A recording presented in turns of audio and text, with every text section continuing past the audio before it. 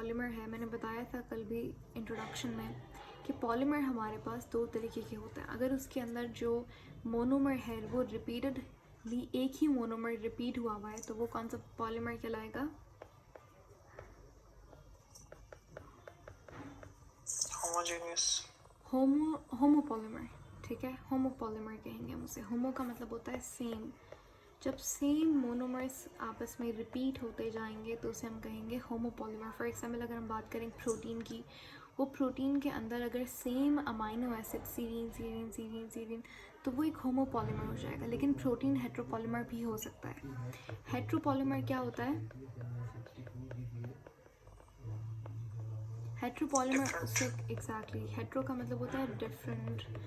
Monomers जब आपस में कंबाइन होंगे तो उसे हम कहेंगे हेट्रोपॉलीमर। तो प्रोटीन एक हेट्रोपॉलीमर भी हो सकता है। अगर हम बात करें न्यूक्लिक एसिड की तो वो कौन सा होता है पॉलीमर, हेट्रो या होमो?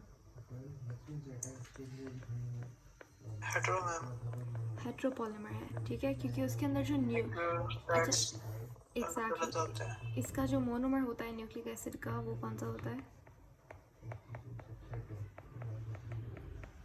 न्यूक्लियोटाइड होता है। न्यूक्लियोटाइड। ठीक है, और न्यूक्लियोटाइड का स्ट्रक्चर अभी हम थोड़ी देर में देखेंगे। उसके अंदर जो हमारे पास एक पार्ट होता है जैसे हम कहते हैं नाइट्रोजनस बेस। वो नाइट्रोजनस बेस क्या होती है? वेरी होती है। उसके अंदर डिफरेंट, आपने देखा होगा एडेनिन, गुआनिन, साइटोसिन, तो ये हमारे पास वेरी होती हुई नाइट्रोजनस बेसिस होती हैं जिसकी वजह से जो न्यूक्लियोटाइड है वो भी मुख्तलिफ हो जाता है।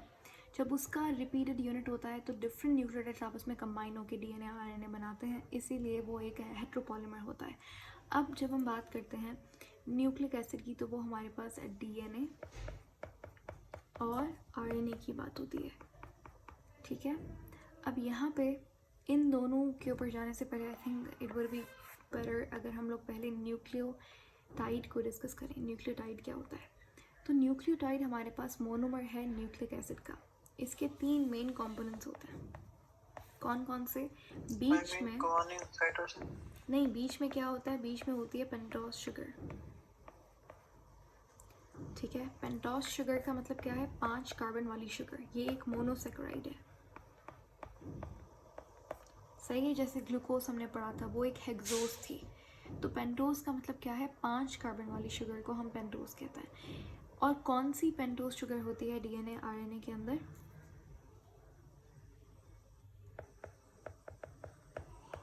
राइबोस शुगर होती है। ठीक है, इसको हम इस तरीके से ऐसा रिंग स्ट्रक्चर बनता है राइबोस का। यहाँ पर ऑक्सीजन होता है, ये carbon 1, carbon 2, carbon 3, carbon 4 and carbon 5। ये राइबोस का रिंग स्ट्रक्चर बन गया। ठीक हो गया। तो बीच में हमारे पास क्या होती है? पेंटोस शुगर होती है। कौन सी पेंटोस शुगर? राइबोस, क्योंकि इसके अलावा और भी तो होंगी ना। राइबोलोस भी एक पेंटोस शुगर है, लेकिन न्यूक्लिक एसिड के अंदर राइबोस होती है। अब यहाँ पे हमारे पास डीएनए के अंदर जो राइबोस होती है वो कैसी होती है? वो डीऑक्सी राइबोस होती है।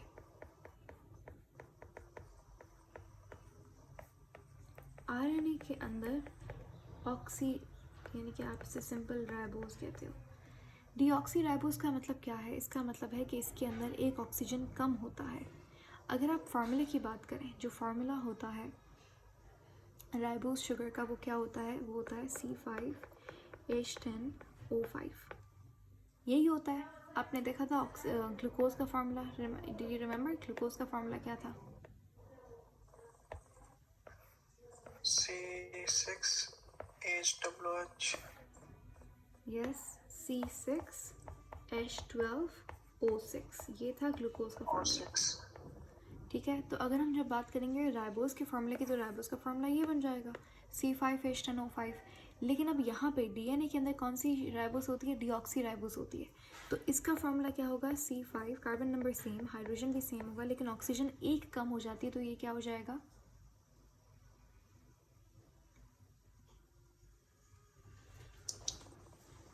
डाइऑक्स हो जाएगा, राइबोस हो जाएगा।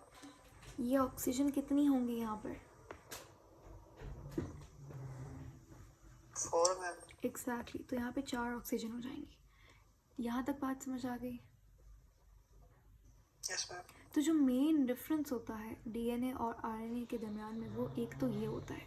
ठीक है, यहाँ पे डिफरेंसेस भी हम लोग साथ साथ कर लेते हैं कि डीएनए के अंदर डीऑक्सी राइबोस शुगर होती है, आरएनए के अंदर राइबोस शुगर होती है, इसीलिए उसका नाम भी तो ऐसा ही है, डीऑक्सी राइबो न्यूक्लिक एसिड, वो है राइबो न्यूक्लिक एसिड।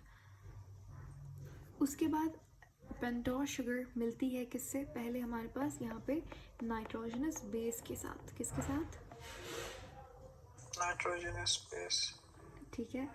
अब नाइट्रोजनस बेस के साथ जब पेंटोस शुगर मिलती है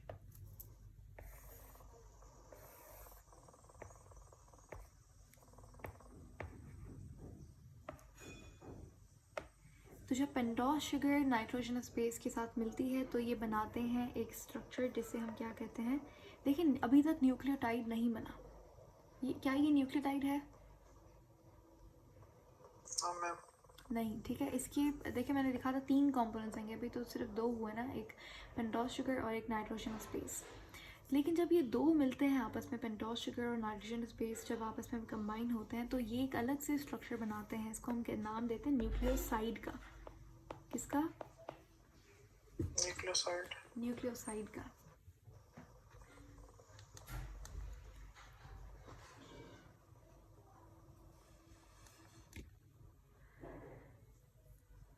ठीक है, तो अब याद कैसे रखेंगे, अब यहाँ पे देखें एस आ रहा है और न्यूक्लियोटाइड के अंदर टी आता है, बस यही डिफरेंस होता है। जहाँ पे भी एस से शुगर और एस से न्यूक्लियोस, मतलब एस न्यूक्लियोसाइड में भी आता है, तो इस तरीके से आप याद कर लेंगे, किसी भी तरीके से you need to just remember कि न्यूक्लियोसाइड क्या होता है। न्यूक्लियोसाइड क्या होता है, जब पेंटोस शुगर नाइट्रोजनस बेस मिलते हैं तो वो न्यूक्लियोसाइड बनाता है, ठीक है। अब यहाँ पे अगर मैं यहाँ पे फॉस्फेट जोड़ दूँ तो अब ये जो स्ट्रक्चर होगा इसे हम क्या कहेंगे,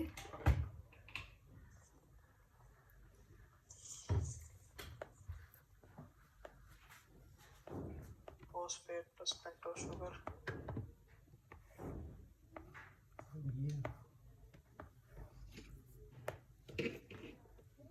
नहीं, जब मैं जब पेंटोस शुगर नाइट्रोजनस बेस और इसके इन दोनों के साथ जब मैं फॉस्फेट को कंबाइन कर दूं तो ये हमारे पास जो स्ट्रक्चर बनेगा इन तीनों को कॉम्बिनेशन का, इसे हम क्या कहेंगे, न्यूक्लियोसाइड। ये न्यूक्लियोटाइड है। न्यूक्लियोसाइड तो ये है ना, न्यूक्लियोसाइड प्लस फॉस्फेट। एग्जैक्टली आप ये भी कह सकते हैं कि न्यूक्लियोसाइड के साथ जब फॉस्फेट जोड़ेंगे तो क्या बनेगा, न्यूक्लियोटाइड बनेगा। Is that clear? Yes ma'am. अब हम थोड़ा सा नाइट्रोजनस बेस को देख लेते हैं।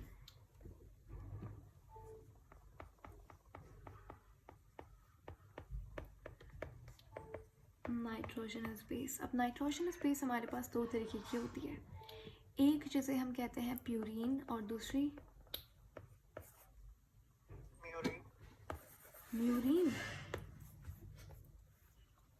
म्यूरीन होती है दूसरी, नहीं आपने प्यूरीन बोला, म्यूरीन बोला।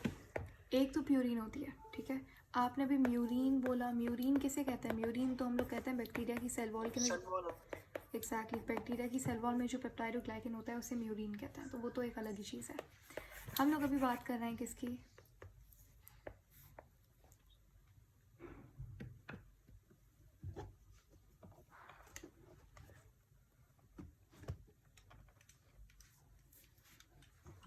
हम अभी किसकी बात कर रहे हैं, प्यूरीन की मैम। हम अभी नाइट्रोजनस बेसिस की बात कर रहे हैं, ठीक है। तो उसके अंदर हमारे पास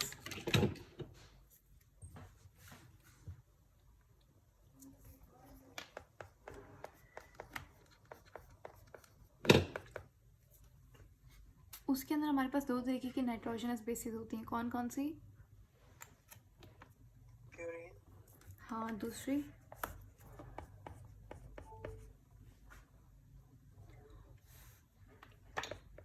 प्यूरीन और पैरामिडीन,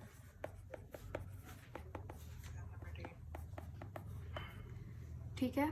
अब इन दोनों में डिफरेंस क्या होता है, इन दोनों में ये डिफरेंस होता है कि जो प्यूरीन होती है वो हमारे पास कैसी होती है, वो होती है डबल रिंग स्ट्रक्चर में, इसके अंदर 2 नाइट्रोजनस रिंग्स होती हैं, और जो पैरामिडीन है उसके अंदर सिंगल रिंग होती है।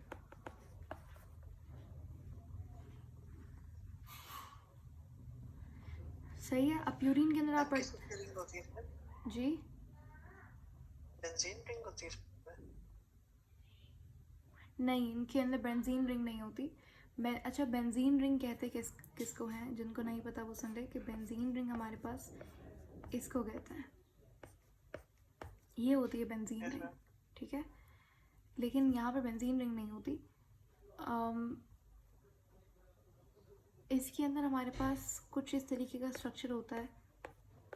इसके अंदर नाइट्रोजनस रिंग्स होती है, यानी कि उसके अंदर नाइट्रोजन होता है। अब I don't know the exact structure, तो इसीलिए मैं नहीं बताऊंगी, ठीक है। लेकिन आप खुद से देख सकते हैं कि प्यूरीन pyrimidine का स्ट्रक्चर क्या होता है। यहाँ पे आपको बॉन्ड्स भी बेसिकली याद करने होते हैं कि कितने नाइट्रोजन जो है वो कौन कौन से कार्बन के ऊपर होता है, ठीक है। तो if you want to know further about this मैं बता दूंगी, लेकिन नेक्स्ट वाली क्लास के अंदर, ठीक है, after confirming all the things. और इसके अलावा जहाँ तक रही आईमेट की बात, तो उसके लिए इतनी इन्फॉर्मेशन इज़ इनफ, सही है। आपको जस्ट ये याद होना चाहिए कि प्यूरीन के अंदर डबल नाइट्रोजन रिंग होती है और pyrimidine के अंदर एक नाइट्रोजन रिंग होती है। But as far as I remember benzene ring नहीं होती इसके अंदर, ठीक है।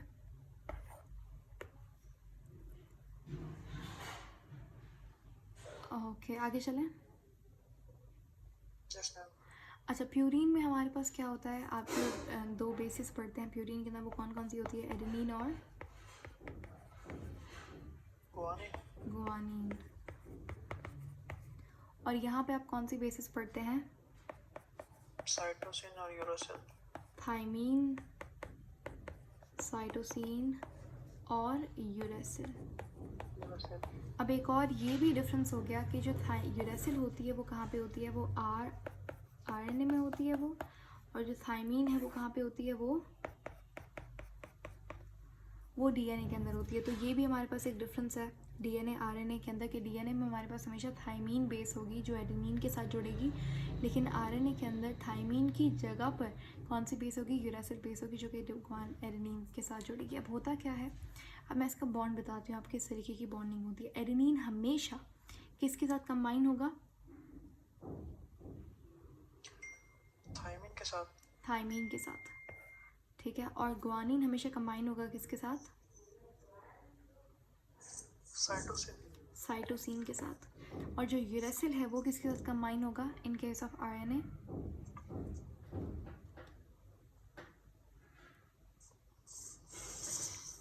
दोनों के साथ।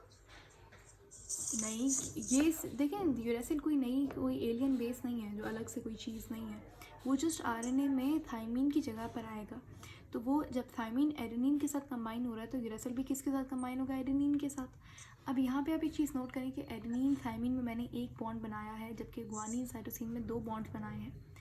अब एक चीज़ तो पहले आपने ये याद रखना है कि जो नाइट्रोजनस बेसिस होती हैं उनके दरमियान में बॉन्ड कौन सा होता है? हाइड्रोजन बॉन्डिंग होती है,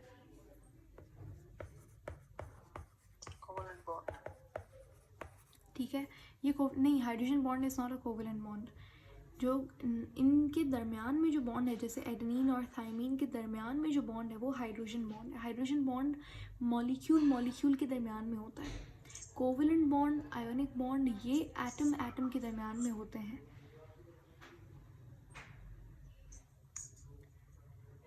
तो अब यहाँ पे हमारे पास हाइड्रोजन बॉन्डिंग होती है और एडेनिन और थाइमीन में सिंगल हाइड्रोजन बॉन्ड होता है। गुआनिन और साइटोसिन में डबल हाइड्रोजन बॉन्ड होता है। तो अगर मैं आपसे पूछूंगी बताओ किसको तोड़ना आसान होगा, एडेनिन थाइमीन या फिर गुआनिन साइटोसिन वाले बॉन्ड को? एडेनिन वाले। एग्जैक्टली, क्योंकि उसके अंदर सिंगल हाइड्रोजन बॉन्डिंग होती है। तो ये तो हमारे पास हो गया सिंपल नाइट्रोजन बेसिस यूरासिल का बॉन्ड भी बनेगा साथ ही। यूरासिल का, ये मैं डीएनए का मतलब मैं डीएनए की बात कर रहे हैं हम लोग, अभी आरएनए की बात नहीं कर रहे। कोई उसमें नई चीज़ नहीं है, वही सेम चीज़ है, सिर्फ आरएनए के अंदर आप थाइमिन की जगह पे यूरासिल लिख देंगे, बस बॉन्ड शॉन्ड हर चीज़ वही सेम होगी,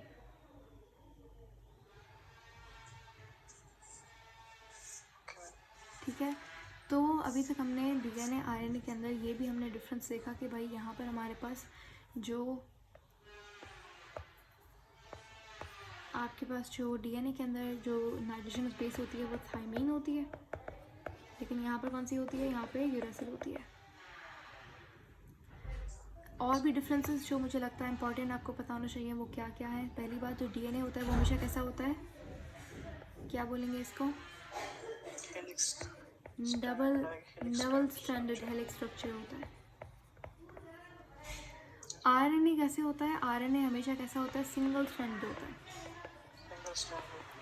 अच्छा, लेकिन हमारे पास जो कुछ सेगमेंट होता है आरएनए का वो डबल स्ट्रैंडेड हो सकता है। फॉर एग्जांपल जो टीआरएनए होता है उसका थोड़ा बहुत जो सेगमेंट होता है वो डबल स्ट्रैंडेड हो सकता है। लेकिन जनरली अगर आपसे पूछा जाए आरएनए कैसा होता है तो भाई वो सिंगल स्ट्रैंडेड होता है। ठीक है। अच्छा, इसके अलावा जो डीएनए होता है वो कहाँ पे पड़ा हुआ होता है सेल में, माइटोकॉन्ड्रिया ओ न्यूक्लियस में। न्यूक्लियस में होता है। जबकि जो आरएनए है, आरएनए आपको कहाँ मिलेगा, आरएनए आपको न्यूक्लियस में भी मिलता है। जैसे जैसे मतलब आरएनए बनता डीएनए से बनता है ना आरएनए, और बनता कहाँ पे, न्यूक्लियस में बनता है। तो आपको न्यूक्लियस में भी आरएनए मिलेगा, आपको साइटोप्लाज्म में भी आरएनए मिलेगा। आरएनए आपको साइटोप्लाज्म में मिलता है। माइटोकॉन्ड्रिया में भी। माइटोकॉन्ड्रिया में डीएनए होता है, साइटोप्लाज्म के अंदर डीएनए नहीं होता, साइटोप्लास्ट के अंदर डीएनए होता है। माइटोकॉन्ड्रिया के अंदर आरएनए नहीं होता, आरएनए राइबोसोम्स होते हैं उसके पास, डायरेक्टली आरएनए नहीं होता उनके पास। तो ये जो आरएनए है ये आपको थ्रू आउट, यहाँ पे लिख दूँ मैं, थ्रू आउट द सेल आपको मिलेगा। Yes ma'am. अगर हम बात करें डीएनए आपको स्पेसिफिकली किन किन ऑर्गेनल्स में मिलता है तो आपको कहाँ कहाँ पे मिलेगा, माइटोकॉन्ड्रिया में मिलता है और न्यूक्लियस में। क्लोरोप्लास्ट में मिलेगा। न्यूक्लियस में किस फॉर्म में मिलता है, क्रोमोसोम की फॉर्म में मिलता है। यहीं पे अगर हम बात करें आरएनए की तो आरएनए आपको कौन कौन सी फॉर्म में मिलता है, साइटोप्लाज्म में। साइटोप्लाज्म में किस फॉर्म में मिलेगा, आपको राइबोसोम की सूरत में मिलता है आरएनए आपको। चलिए माइटोकॉन्ड्रिया, क्लोरोप्लास्ट। राइबोसोम के पास जो आरएनए होता है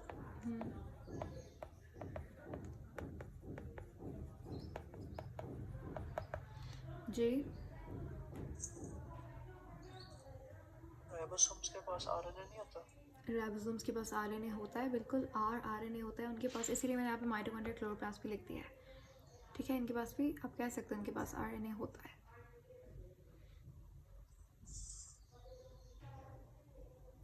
ठीक है।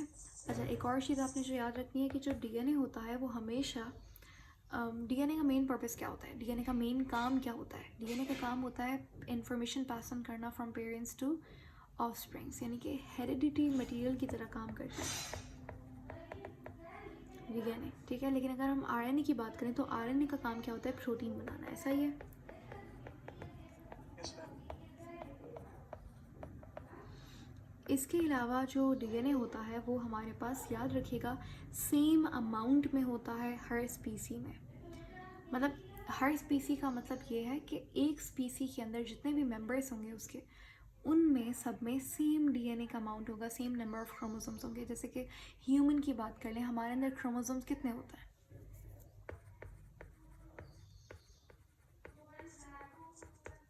46। ह्यूमन के अंदर 46 नंबर ऑफ क्रोमोसोम्स होते हैं, या फिर 23 पेयर्स आप कह सकते हैं। तो हर इंसान में 46 ही होगा। अगर किसी के अंदर 45 है तो वो एक एबनॉर्मलिटी है, उसको कोई डिजीज़ होगी, कोई सिंड्रोम होगा। लेकिन अगर हम बात करें आरएनए की तो आरएनए का जो अमाउंट होता है वो वेरिएबल होता है, ज़रूरी नहीं कि आरएनए हमारे पास सबके अंदर सेम हो। तो ये डिफरेंसेस क्लियर हो गए। Yes ma'am. अच्छा, इसके बाद हम आगे चलते हैं। जैसा कि हमने पढ़ा था कि अमाइनो एसिड के दरमियान में जो बॉन्ड था वो कौन सा बॉन्ड था,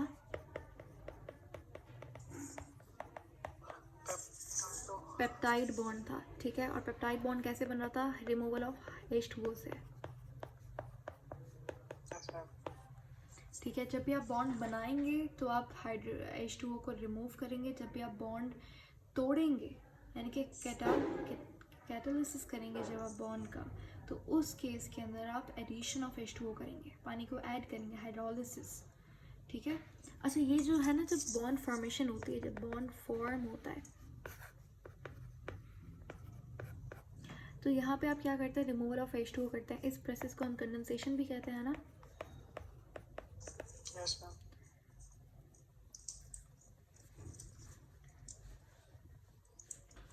और इसका अगर आप उल्टा करेंगे, जब बॉन्ड क्या होता है,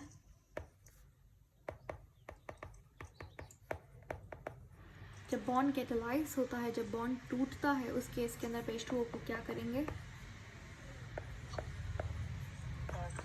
ऐड करेंगे। इस प्रोसेस को हम लोग हाइड्रोलिसिस भी कह रहे थे, यस मैम। ठीक है। एनाबॉलिज्म भी कह सकते क्या कह सकते हैं, हैं, कैटाबॉलिज्म और एनाबॉलिज्म। या बॉन्ड फॉर्मेशन क्या होती है, एनाबॉलिक एक्टिविटी है। बॉन्ड ब्रेकडाउन क्या होगा, कैटाबॉलिज्म हो जाएगा। तो ये बात क्लियर थी। अच्छा, अब जब हम बात करते हैं न्यूक्लिक एसिड की, जिसका मोनोमर क्या है, न्यूक्लियोटाइड। अब आपने सोचा कि न्यूक्लियोटाइड, अगर मैं न्यूक्लियोटाइड का बहुत बड़ा ही बेसिक स्ट्रक्चर, एक और 2-3 और बातें हैं जो कि आपको बहुत इंपॉर्टेंट याद रखनी है एमसीक्यूज़ के हवाले से। हमने अभी क्या क्या पढ़ा कि न्यूक्लियोटाइड का स्ट्रक्चर क्या होता है, बीच में क्या होती है,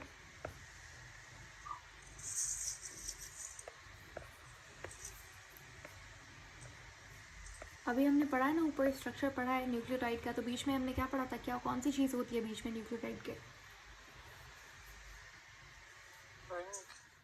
पेंटोज शुगर होती है, राइबोज शुगर, ठीक है। ये इसका कार्बन 1 है, ये कार्बन 2 है, कार्बन 3, कार्बन 4 और ये कार्बन 5 यहाँ पे होता है, यहाँ पे ऑक्सीजन होती है। ये स्ट्रक्चर होता है हमारे पास इसका राइबोज शुगर का। और इस साइड पे, यानी कि ये वाली राइट साइड पे क्या चीज़ अटैच्ड होती है, फ्री रेडिकल। फ्री रेडिकल होता है, फ्री रेडिकल होता है या फिर कोई और चीज़ होती है। स्ट्रक्चर को आप देखें और फिर बताएं। न्यूक्लियोसाइड। ये क्या लिखा हुआ है यहाँ पर, नाइट्रोजनस बेस। ठीक है। तो नाइट्रोजनस बेस यहाँ पे अटैच्ड होती है, उस स्ट्रक्चर को फिर आप न्यूक्लियोसाइड कहते हैं। फिर उसके बाद अगर आप न्यूक्लियोसाइड के साथ फॉस्फेट अटैच कर देते हैं तो वो न्यूक्लियोटाइड बन जाता है। अब सवाल यहाँ पे क्या आएगा कि भाई, जो ये पेंटोज शुगर है,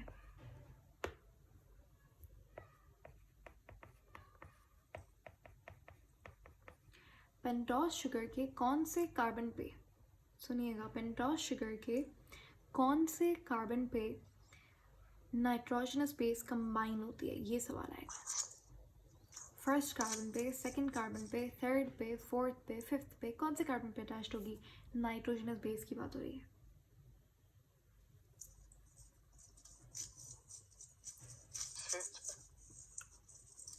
फिफ्थ पे, तो ये इस साइड नहीं हो जाएगा। अगर यहाँ पे मैं नाइट्रोजनस बेस अटैच करूँगी तो फॉस्फेट कहाँ आएगा फिर, 1 पे मैम। एग्जैक्टली 1 पे। 2 पे, आप 2 पे भी कह सकते थे, तो वो गलत हो जाता, 1 पे होती है। अब इस स्ट्रक्चर को हम क्या कहेंगे, इसको हम कहेंगे न्यूक्लियोसाइड, मैम इसमें ऑक्सीजन कितने हैं? ठीक है। यहाँ पर ये जो मैंने पेंटोज शुगर बनाई है, यहाँ पे हमने ऑक्सीजन को शो नहीं किया,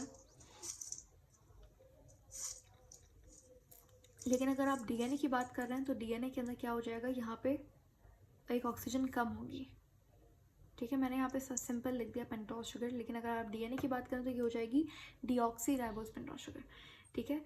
मैं आपको एक और चीज़ बता दूँ, यहाँ पे आपने अच्छा क्वेश्चन किया तो याद आ गया कि आपसे पूछेंगे कि बताइए विच कार्बन,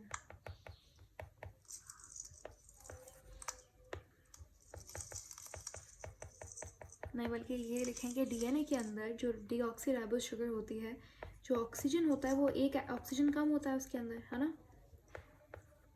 यस मैम। तो बताइए कि ऑक्सीजन जो है वो एब्सेंट होता है कौन से कार्बन पे। देखिए, उसने डायरेक्टली ये नहीं पूछा कि डीऑक्सी राइबोज के, उसने पूछा डीएनए, तो आपको समझ आना चाहिए डीएनए के अंदर तो डीऑक्सीराइबोस शुगर होती है, तो बिल्कुल सही बात है, ऑक्सीजन एक कम होगा, लेकिन कौन से कार्बन पे कम होगा ये सवाल आएगा।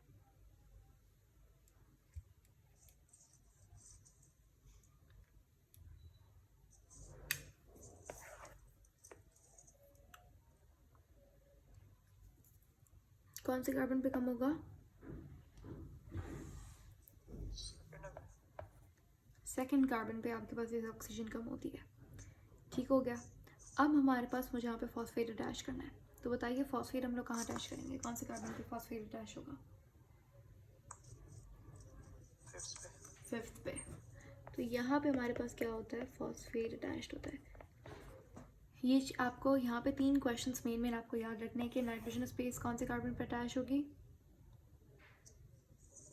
नाइट्रोजन स्पेस फर्स्ट कार्बन पे, फॉस्फेट फिफ्थ कार्बन पे, और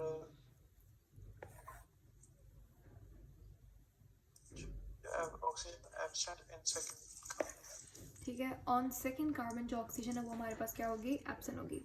तो ये स्ट्रक्चर बन गया किसका, न्यूक्लियोटाइड का। अब यहाँ पे हमें ये जानना है, जैसे हमने पढ़ा था कि अमाइनो एसिड के दरम्यान में जो बॉन्डिंग होती है, पेप्टाइड बॉन्डिंग, वो उनके दरम्यान में पेप्टाइड बॉन्डिंग होती है। कार्बोहाइड्रेट में कौन सी बॉन्डिंग होती है, ग्लाइकोसिलिक बॉन्डिंग होती है।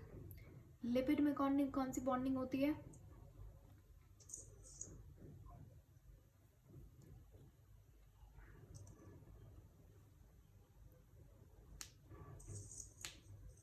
ईस्टर बॉन्ड होता है। तो उसी तरीके से न्यूक्लिक एसिड के अंदर कौन सा बॉन्ड होता है,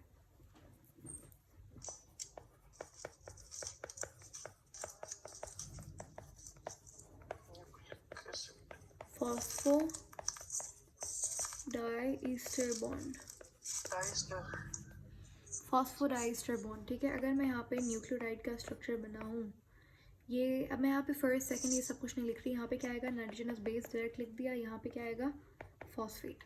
समझ आ गया कैसे हुआ ये?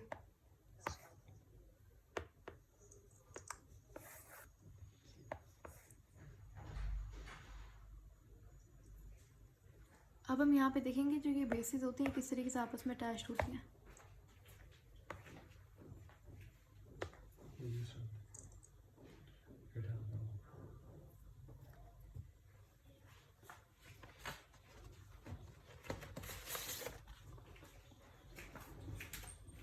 हाँ जी, अब हम देखेंगे इनके अंदर फॉस्फोडाइस्टर बॉन्डिंग होती कैसे है। ठीक है, जो न्यूक्लियोटाइड है हमारे पास उनके दरम्यान में फॉस्फोडाइस्टर बॉन्डिंग कैसे होती है। ठीक है, तो यहाँ तक बात समझ आ गई कि ये नाइट्रोजनस बेसिस यहाँ पे क्यों लिखा है, फॉस्फेट यहाँ क्यों लिखा है। अब फॉस्फोडाइस्टर बॉन्डिंग को देखना है कि किस तरीके से हमारे पास ये बॉन्ड होता है। अच्छा, यहाँ पे अगर आप देखें तो हमारे पास ये वाला जो कार्बन है, ये वाला कार्बन कौन सा है,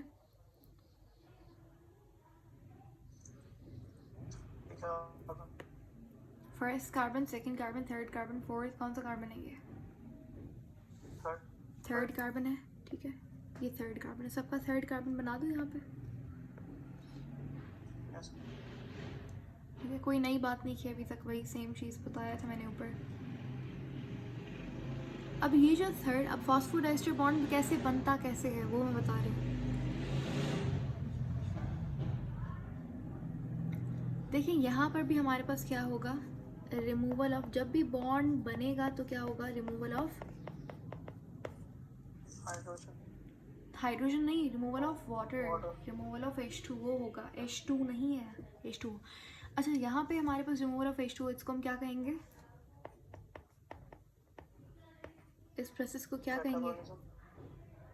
और इसके अलावा एक स्पेसिफिक वर्ड मैंने बताया था ऊपर अभी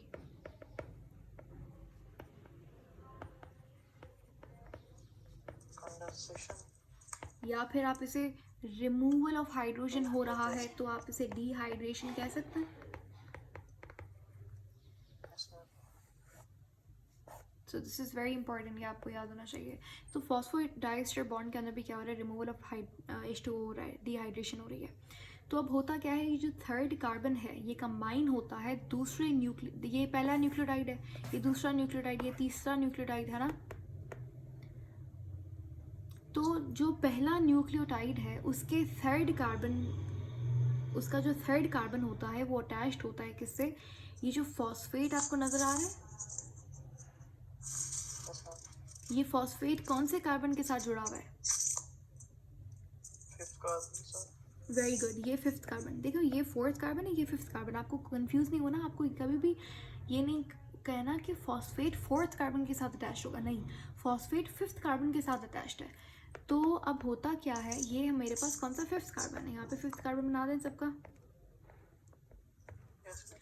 तो अब ये जो थर्ड कार्बन है एक न्यूक्लियोटाइड का, वो दूसरे न्यूक्लियोटाइड के फिफ्थ कार्बन के साथ अटैच्ड होता है।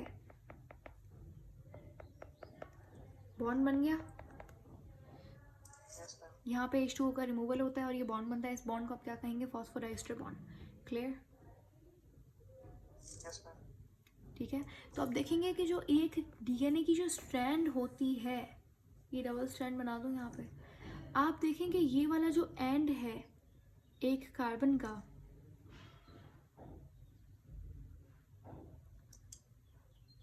ठीक है, यहाँ पे मेरे पास ये फिफ्थ कार्बन होगा। तो एक साइड जो है मेरी, वहाँ पे कौन सा, वहाँ पे ये वाला कार्बन फ्री है। जो सबसे लास्ट न्यूक्लियोटाइड होगा उसमें 3 वाला कार्बन फ्री होगा, सही है। तो इस तरीके से आपने देखा होगा, कभी भी सुना होगा कि जो डीएनए होता है उसके 2 एंड्स होते हैं। क्या होते हैं? 2 प्राइम एंड्स होते हैं। एक होता है 3 प्राइम एंड,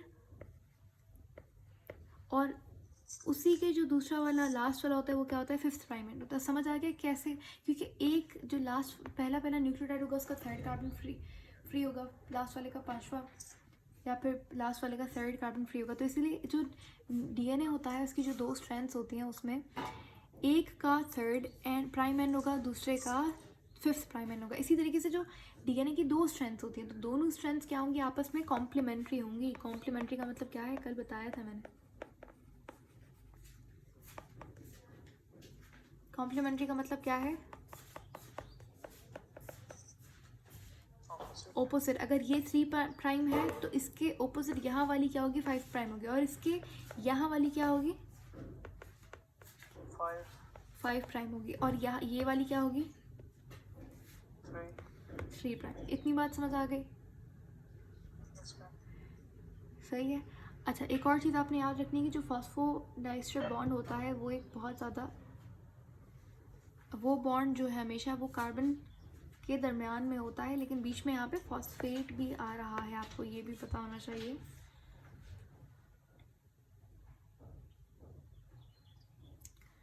अच्छा,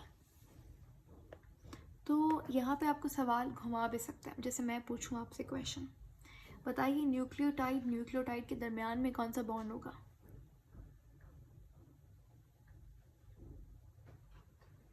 फॉस्फोडाइस्टर बॉन्ड है। बिल्कुल सही। लेकिन अगर मैं आपसे पूछूं, बताइए शुगर और नाइट्रोजनस बेस के दरमियान में कौन सा बॉन्ड होगा?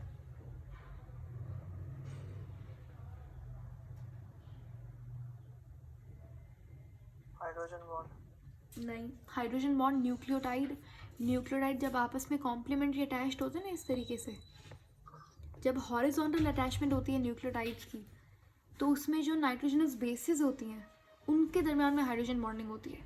देखिए ये अलग अलग बातें सारी।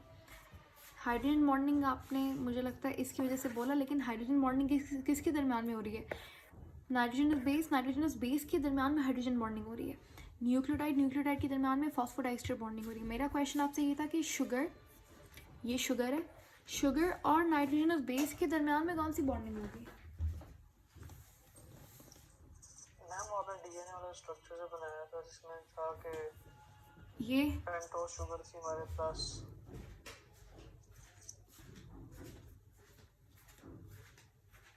ये वाला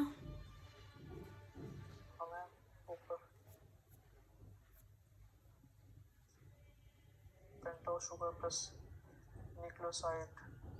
न्यूक्लियोसाइड तो है ही नहीं ना। Pentose sugar plus nitrogenous base है, उसको मिलाकर आप न्यूक्लियोसाइड कहते हैं। पहले तो ये कॉन्सेप्ट क्लियर करना बहुत इंपॉर्टेंट है। पेंटोस शुगर न्यूक्लियोसाइड के साथ नहीं मिलता, पेंटोस शुगर नाइट्रोजनस बेस के साथ मिलता है। इन दोनों को मिलाकर हम न्यूक्लियोसाइड कहते हैं। इसके साथ जब फॉस्फेट मिलता है तो इसे हम न्यूक्लियोटाइड कहते हैं। मैंने अभी तक ये आपको ये बताया ही नहीं है कि नाइट्रोजनस बेस और पेंटोज शुगर में कौन सी बॉन्डिंग होती है, तो यहाँ पे नहीं लिखा हुआ।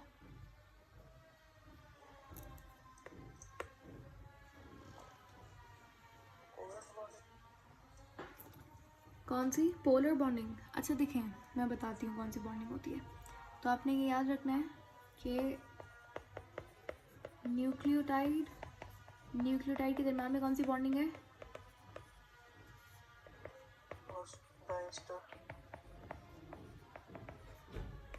Phosphodiester bonding.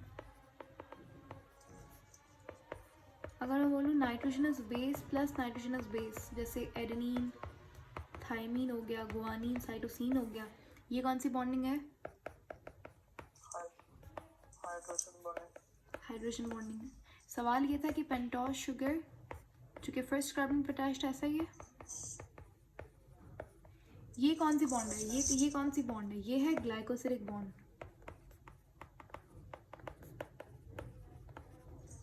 ग्लाइकोसिलिक बॉन्ड याद है कहाँ पे पढ़ा था हमने? किसमें होती है ग्लाइकोसिलिक बॉन्ड?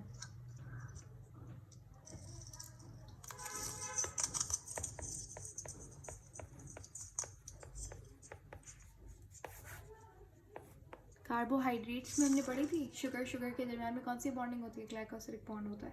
तो वही बॉन्ड यहाँ पे होता है, शुगर और नाइट्रोजनस बेस के दरम्यान में ग्लाइकोसिलिक बॉन्ड होगा।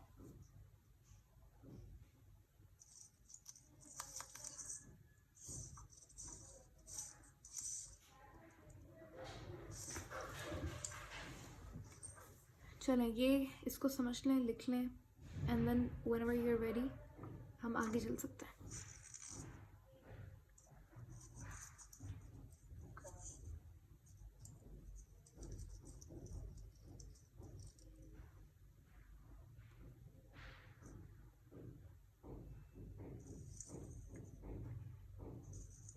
सेंड कर दीजिएगा, मैंने नोट्स नहीं बनाए या श्योर, भी नहीं बनाए।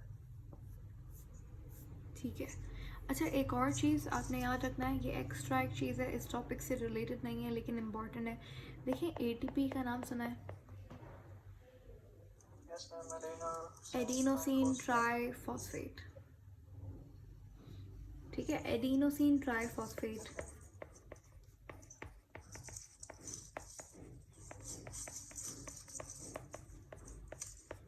क्या ये कौन सा बायोमोलिक्यूल, अगर आपसे कोई पूछे तो याद रखिएगा एटीपी हमारे पास क्या है? एक न्यूक्लियोटाइड है।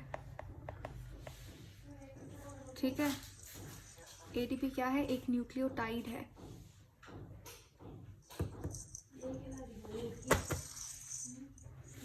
एक सेकेंड, जस्ट अ सेकेंड।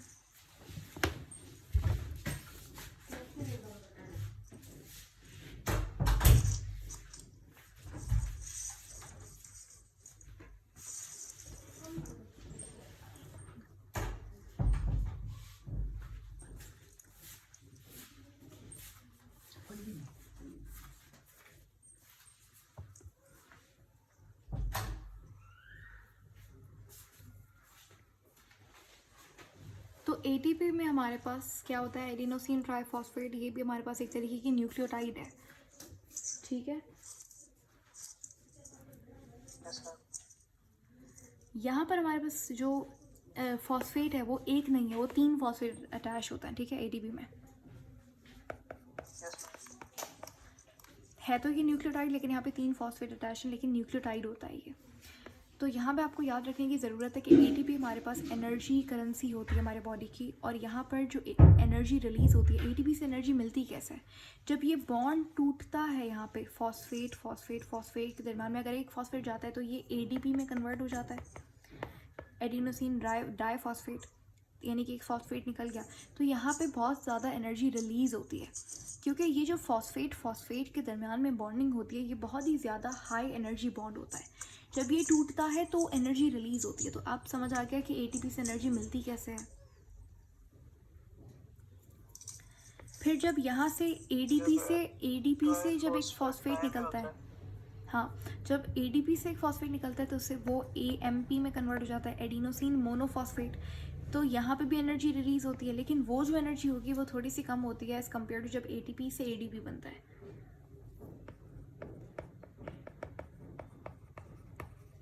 फिर इसके बाद मैम एटीपी खत्म। तो ये AMP में कन्वर्ट हो गया, ठीक है। फिर AMP हमारे पास दोबारा से क्या होता है कि जब ये AMP जाता है आपका सेलुलर रेस्पिरेशन के अंदर, जब ग्लूकोज टूटता है तो वहाँ से एनर्जी निकलती है, तो नया ATP बन रहा होता है। तो यहाँ पे दोबारा से क्या होता है, जो केमिकल रिएक्शंस होते हैं जहाँ पे एनर्जी बन रही होती है, तो वो एनर्जी बनती कैसे, ATP कैसे बनता है। तो AMP ख़त्म नहीं होता, ATP ख़त्म नहीं होता, ये जो AMP है इसके साथ फॉस्फेट अटैच कर दिए जाते हैं, तो दोबारा से ये किस में कन्वर्ट हो जाता है, ATP में कन्वर्ट हो जाता है। तो एनर्जी बनना, वो ATP का बनना ये होता है, ATP का टूटना ये होता है। Yes ma'am. अब आपको याद होना चाहिए कि ये जो फॉस्फेट के दरमियान में ATP के अंदर जो बॉन्ड होता है, ये हाई एनर्जी बॉन्ड होता है। इसका नाम क्या है, इसका नाम है फॉस्फो एनहाइड्राइड बॉन्ड।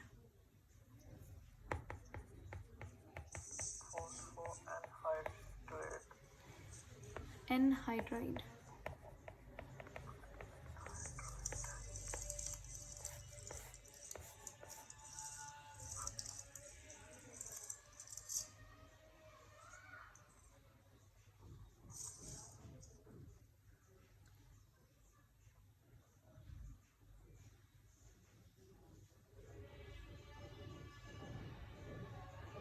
ठीक है। अच्छा, यहाँ पे अगर मेरे पास ये जो चेन है हमारे पास, ये छोटा सा हमने एक न्यूक्लिक एसिड का सेगमेंट बना दिया है। यहाँ पे जो नया, अगर मुझे एक और न्यूक्लियोटाइड अटैच करना है तो मैं ये इस न्यूक्लियोटाइड के कौन से कार्बन पे एक न्यूक्लियोटाइड अटैच करूँगी दूसरा।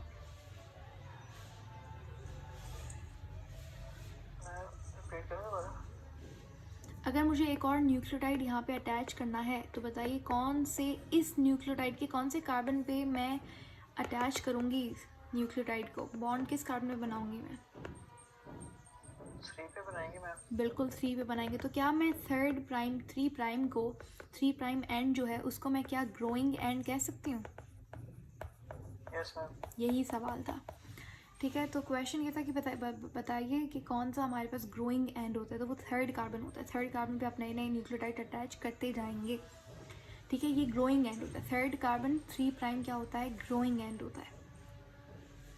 अच्छा, अब हमने शुरू में क्लास के फर्स्ट पार्ट में चले जाए, मैंने कहा था कि न्यूक्लिक एसिड क्या है हमारे पास। न्यूक्लिक एसिड जो है वो एक हेट्रोपॉलीमर है, सही है। अब मुझे बताइए कि जो न्यूक्लियोटाइड होता है वो सारे के सारे एक दूसरे से अलग होते हैं, लेकिन उनके अंदर वेरिएबल पार्ट कौन सा, सबके अंदर पेंटोज शुगर है, सबके अंदर फॉस्फेट है, सबके अंदर नाइट्रोजनस बेस है। तो वेरिएबल पार्ट होता कौन सा है जिसकी वजह से आप उसे हेट्रोपॉलीमर कह रहे हैं। न्यूक्लियोटाइड आपस में कैसे अलग हो, जैसे अमाइनो एसिड याद है, अमाइनो एसिड का स्ट्रक्चर के अंदर क्या, अमाइनो एसिड का स्ट्रक्चर क्या था, कार्बन था, यहाँ पे कार्बोक्सिलिक एसिड, यहाँ पे अमाइन ग्रुप था, यहाँ पे हाइड्रोजन था, यहाँ पे एल्काइल ग्रुप था। तो जो वेरिएबल पार्ट था वो रेडिकल ग्रुप था। तो मेरा सवाल ये है कि न्यूक्लियोटाइड के अंदर वेरिएबल पार्ट कौन सा होता है।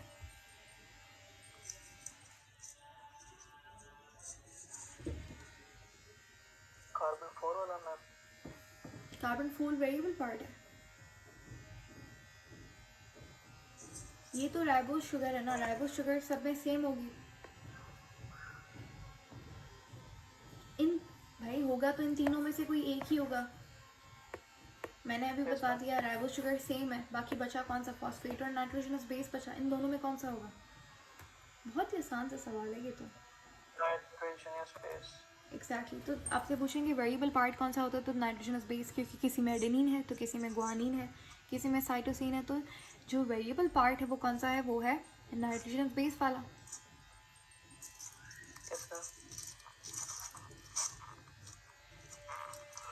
अच्छा, तो जैसे मैंने बताया ATP हमारे पास क्या है, ATP एक न्यूक्लियोटाइड है। उसी तरीके से आपने NAD का नाम सुना है, FAD का नाम नहीं सुना तो अभी सुन लें। ये भी हमारे पास क्या है, ये भी न्यूक्लियोटाइड ही होता है।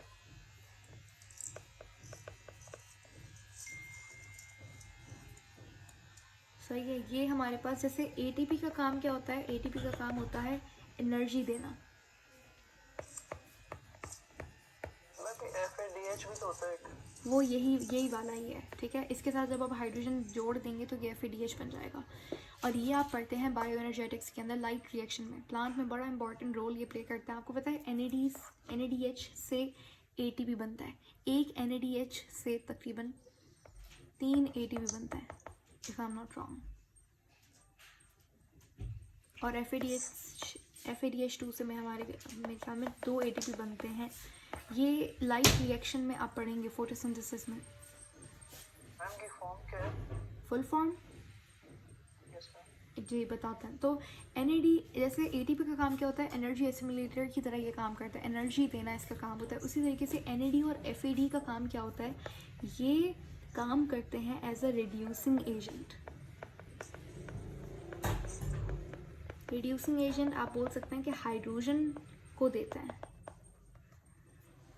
हाइड्रोजन को डोनेट करना इसका काम होता है। रिडक्शन किसे कहते हैं, रिडक्शन कहते हैं रिमूवल ऑफ हाइड्रोजन या फिर removal of electron, addition of oxygen. Yes ma'am. तो अब हम बात करते हैं इसके फुल फॉर्म की। तो NAD का फुल फॉर्म होता है निकोटिनामाइड। देखिए हमने अभी तक कितनी बेसिस पढ़ी, nitrogenous bases, adenine, guanine, thymine, cytosine. क्या ये 4 ही नाइट्रोजनस बेसिस होती हैं? बिल्कुल भी नहीं, बहुत सारी और नाइट्रोजनस बेसिस होती हैं। आपको याद है फॉस्फोलिपिड के अंदर हमने एक ग्रुप पढ़ा था, कोलिन ग्रुप, यस मैम। ये भी एक नाइट्रोजनस बेस है। अभी मैं आपको लिखवा रही हूँ NAD की फुल फॉर्म, निकोटिनामाइड, ये भी एक नाइट्रोजनस बेस ही है। तो नाइट्रोजनस बेसिस बहुत सारी होती हैं, लेकिन जो DNA RNA में पाई जाती हैं वो ये 4 होती हैं मेन। तो निकोटिनामाइड, एडेनिन, मेडिसिन डाइन्यूक्लियोटाइड। भी यूज होती है। जी, निकोटिनामाइड एक मेडिसिन भी है। निकोटिनामाइड, एडेनिन, डाइन्यूक्लियोटाइड हो सकता है। इसका पूरा जो फुल फॉर्म है वो ये है, ठीक है। Medicine I am not sure है या नहीं है, लेकिन हो सकती है। उसका पूरा फिर नाम कुछ और होगा, उसका फॉर्मूला डिफरेंट होगा, लेकिन इसका फुल फॉर्म ये है, निकोटिनामाइड, एडेनिन, डाइन्यूक्लियोटाइड। FAD का फुल फॉर्म क्या है, फ्लेविन, एडेनिन,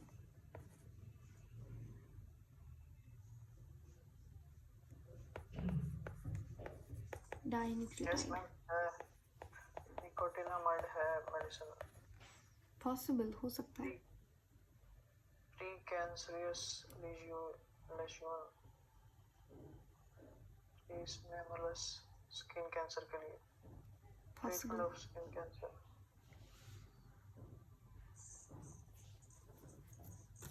लेकिन अगर आप देखें वैसे उस तरीके से, तो निकोटिनामाइड हमारे पास क्या है, एक नाइट्रोजनस बेस।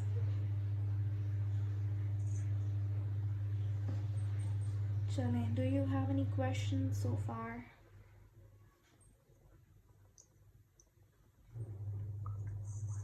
मैम ये मल्टीविटामिन में आता है निकोटिनामाइड, ये एनर्जी प्रोड्यूस करता है, और अक्सर मल्टीविटामिन के ऊपर भी ना निकोटिनामाइड लिखा होता है। आई एम सॉरी, कन्फ्यूजन हो गया यहाँ पे। एडेनिन नाइट्रोजनस बेस है, बल्कि ये है ही वाइटामिन। Yes ma'am. या thank you for the correction. Nicotinamide हमारे पास बिल्कुल एक वाइटामिन होता है, B3 का दूसरा नाम है नियासिन जिसे हम कहते हैं। Yes ma'am. एग्जैक्टली। तो अब तो यहाँ पे एक और चीज़ आपको देखने को मिली कि जो आपके पास अपना न्यूक्लियोटाइड होगा, ज़रूरी नहीं उसके अंदर आपके पास नाइट्रोजनस बेस, पेंटोस शुगर और फॉस्फेट, उसके अलावा आपके पास कोई और एडिशनल कंपाउंड, एडिशनल सब्सटेंस भी हो सकता है। जैसे इसके अंदर आपको क्या दिख रहा है, वाइटामिन दिख रहा है। Yes ma'am. सही है। और इसी तरीके से अगर हम बात करेंगे किसकी, FAD, हाँ FAD की, फ्लेविन की। तो फ्लेविन भी हमारे पास एक फ्लेविन जो निकलता है वो निकलता है वाइटामिन B2 से, जिसका पूरा नाम होता है राइबोफ्लेविन। तो फ्लेविन वहाँ से ड्राइव हुआ हुआ होता है।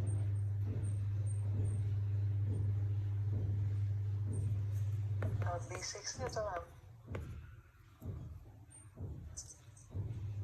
इसको कंफर्म कर लीजिएगा, B6 होता है या B2 होता है।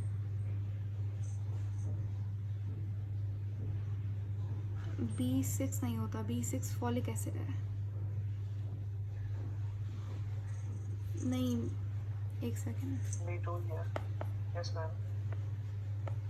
विटामिन B9 फॉलिक एसिड होता है, B6 कुछ और होता है,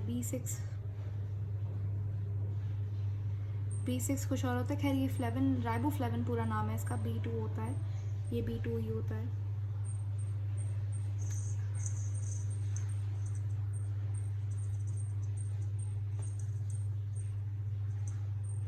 चलें मैम यहाँ कितने तक। B कंप्लीट होते हैं? बी मेरे ख्याल से 12th तक होता है।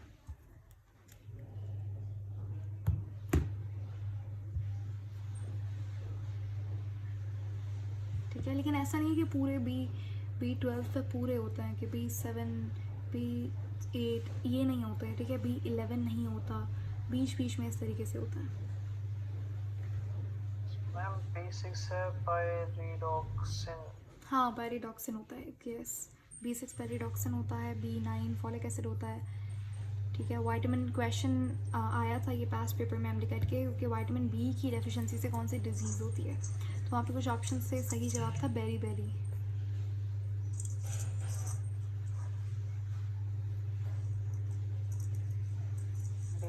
साइनोकोपाल। विटामिन बी की डेफिशिएंसी से कौन सी डिजीज़ होती है? बेरी। यस। विटामिन ए की होता क्या डेफिशिएंसी, विटामिन बेरी से एक हमारे पास जब मसल्स के अंदर जब वीकनेस आ जाती है, it's like sort of early stages of paralysis. Yes ma'am. Vitamin A की डेफिशिएंसी, विटामिन ए को हम क्या कहते हैं? रेटिनॉल। ठीक है, इसकी डेफिशिएंसी से क्या होता है? नाइट ब्लाइंडनेस होती है।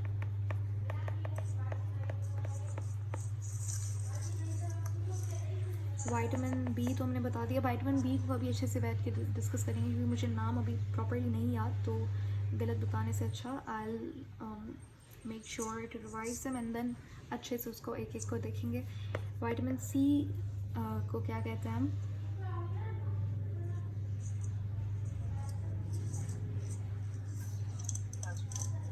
फॉरमिक एसिड। Yes, ascorbic acid. जितना भी आपके पास फ्रूट है जिसके अंदर सिट्रिक एसिड की क्वांटिटी बहुत ज़्यादा होती है, सिट्रिक एसिड बोले तो इस तरीके का स्ट्रक्चर होता है सिट्रिक एसिड का, 3 कार्बोक्स, ये ट्राई कार्बोक्सिलिक एसिड होता है। ये सिट्रिक एसिड आपने सुना है ना, सिट्रिक एसिड। जितना भी खट्टा फ्रूट होता है, कोई भी खट्टी चीज़, उसके अंदर सिट्रिक एसिड होता है। सिट्रिक एसिड का टेस्ट कैसा होता है? सावर होता है, खट्टा। लेमन, लाइम, ऑरेंज, व्हाटएवर, ये जो सारी चीज़ें इसके अंदर क्या होता है? सिट्रिक एसिड होता है। और सिट्रिक एसिड जिसके अंदर होता है उसके अंदर विटामिन सी की क्वांटिटी बहुत ज़्यादा होती है। तो जितना भी सिट्रिक फ्रूट है आपके पास, उसके अंदर विटामिन सी बहुत ज़्यादा होता है। ऑरेंज। ठीक है, तो इसीलिए विटामिन सी के सप्लीमेंट्स लेने से अच्छा अगर आप सिट्रिक फ्रूट कंज्यूम कर रहे हैं तो उसके अंदर बहुत अच्छी खासी क्वांटिटी होती है विटामिन सी की। इसी तरीके से कीवी के अंदर बहुत अच्छा खासा विटामिन सी होता है। खैर इसकी ऑरेंज में या तो विटामिन सी का हमारे पास नाम क्या है? Ascorbic acid. विटामिन सी की डेफिशिएंसी से क्या होता है? स्कर्वी। Skin disease. हाँ जी, ये एक स्किन डिजीज़ है। विटामिन हमारा टॉपिक नहीं है, टॉपिक से हट के बात है, लेकिन खैर विटामिन डी को हम क्या कहते हैं? Vitamin D, the sunshine vitamin, calciferol, yes. इसकी डेफिशिएंसी से क्या होता है? बच्चों के अंदर रिकेट्स होता है और बड़ों के अंदर ऑस्टियोमलेसिया, ऑस्टियोपोरोसिस। ठीक है, ऑस्टियोपोरोसिस बोल रहे हैं आप? Yes ma'am. हो सकता है। ऑस्टियोपोरोसिस के तो खैर बड़ी सारी वजूहत होती हैं, एज की वजह से। ऑस्टियोपोरोसिस कहते हैं कैसे? जब आपके पोरोसिस यानी कि जब स्पोर्स बनने लग जाएं आपकी हड्डियों में, तो उसे ऑस्टियोपोरोसिस कहते हैं। वो उसके बहुत सारे रीजंस हो सकते हैं, विटामिन डी की डेफिशिएंसी से कैल्शियम की डेफिशिएंसी से, सनशाइन ना मिलने की वजह से। जी हड्डियाँ खोखली है। हाँ, ये कह सकते हैं। उसके बाद विटामिन ई का नाम क्या होता है?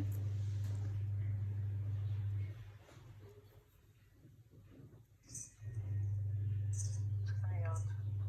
टोकोफेरॉल।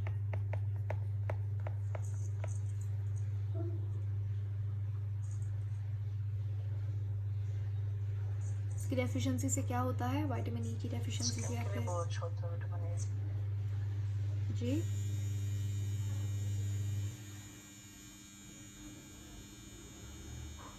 मैम ये बायोटिन में इस्तेमाल होता है, कोलेजन में, नेल्स, हेयर, स्किन। हाँ, इसके विटामिन ई के हमारे पास फंक्शंस होते हैं बहुत सारे, और ये हमारे पास स्किन के अंदर, इन सब के अंदर इस्तेमाल होता है विटामिन ई। विटामिन ई के बहुत ज़्यादा फंक्शंस होते हैं, स्पेसिफिकली इसका कोई एक काम नहीं होता। ना तो इसकी डेफिशिएंसी से एक कोई पर्टिकुलर डिजीज़ होती है। फॉर एग्जांपल अगर हम सी की बात करें, विटामिन सी से इसका भी होता है ज़्यादातर। तो इसकी डेफिशिएंसी से एज सच कोई डिजीज़ है नहीं, कोई सिंड्रोम नहीं है। जो मेन हमारे पास विटामिन ई से, ई की डेफिशिएंसी से एनीमिया हो सकता है, ठीक है, मसल वीकनिंग हो सकती है, पैरालिसिस के चांसेस इंक्रीज हो सकते हैं। तो ये सारी चीज़ें हमारे पास विटामिन ई की। आयरन से क्या होगा? देखिए वही बात है, एनीमिया का मेन कॉज क्या होता है? आयरन की डेफिशिएंसी। लेकिन ई की डेफिशिएंसी से भी एनीमिया होने के चांसेस होते हैं। लास्ट हमारे पास कौन सा होता है? विटामिन के।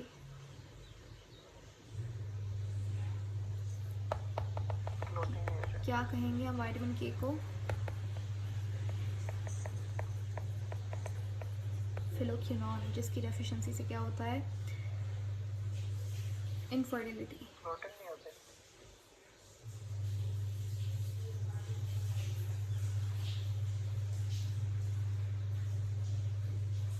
मैम ब्लोकर्स के लिए भी काम करता है। किसके अंदर? फाइबर, ब्लॉकिंग फाइबर्स के। क्लॉटिंग नहीं होती है। विटामिन के is very important for clotting. जो हमारे पास क्लॉटिंग फैक्टर्स होते हैं उनमें से किसी एक को एक्टिवेट करने के लिए विटामिन के बहुत इंपॉर्टेंट होता है। जो इवन हमारे पास क्लॉटिंग प्रोटीन्स होते हैं उनको बनाने के लिए भी विटामिन के ज़रूरी होता है, लिवर को चाहिए होता है। तो विटामिन के क्लॉटिंग में भी काम आता है।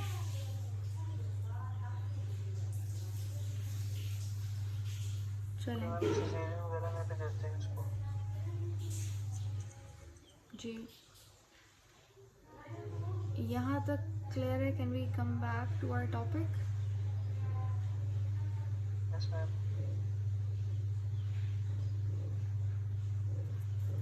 चलें, क्या बात हो रही थी? हाँ, NADH वगैरह की। अच्छा, मैंने शायद यहाँ पे कहा कि इनफर्टिलिटी जो है वो विटामिन के की डेफिशिएंसी से नहीं, सॉरी, विटामिन ई की डेफिशिएंसी से इनफर्टिलिटी होती है मेनली।